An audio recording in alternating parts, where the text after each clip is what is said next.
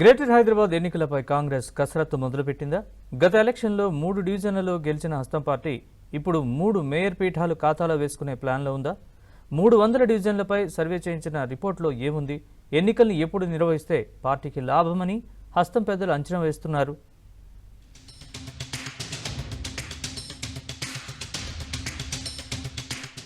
హైదరాబాద్లో పట్టు నిలుపుకునేందుకు హస్తం పార్టీ కసరత్తు మొదలుపెట్టింది.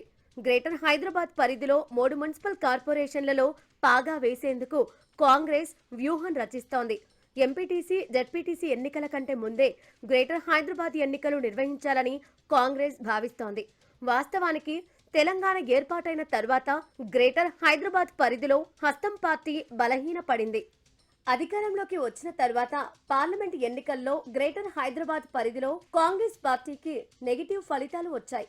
తాజాగా జరిగిన మున్సిపల్ ఎన్నికల్లో సైతం గ్రేటర్ చుట్టూ ఉన్న మున్సిపాలిటీలలో హస్తం పార్టీ చేతులెత్తేసింది. పార్టీ పరిస్థితి ఇలాగే ఉంటే గ్రేటర్ పరిధిలోని 3 మేయర్ పదవులను పార్టీ వదులుకోవాల్సి వస్తుందని ఆ పార్టీ పెద్దలు ఆందోళన చెందుతున్నారు. దీంతో గ్రేటర్లో 3 మేయర్ పీఠాలు కైవసం చేసుకోవాలని కాంగ్రెస్ పార్టీ కసరత్తు చేస్తోంది.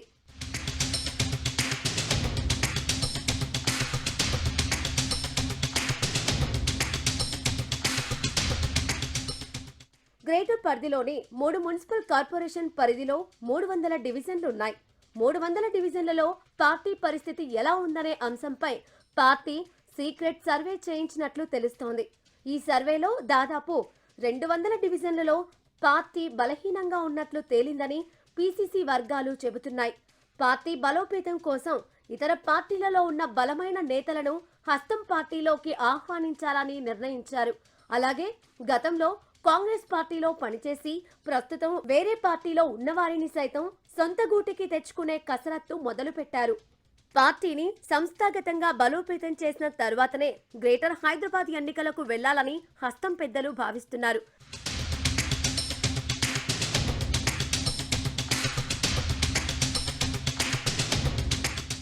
గ్రేటర్ ఎన్నికలను 2 దఫాల్లో నిర్వహిస్తే బాగుంటుందని హస్తం నేతలు ఆలోచిస్తున్నారు.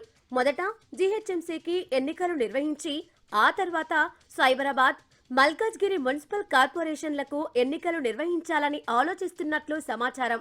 గ్రేటర్ ఎన్నికలు ఎప్పుడొచ్చినా సిద్ధంగా ఉండాలని పార్టీ క్యాడర్ కు హస్తం పెద్దలు చెప్పినట్లు సమాచారం. పోటీ చేయాలనుకునే ఆశావాహులు యాక్టివ్ గా ఉండాలని పీసీసీ చీఫ్ సూచించినట్లు తెలుస్తోంది.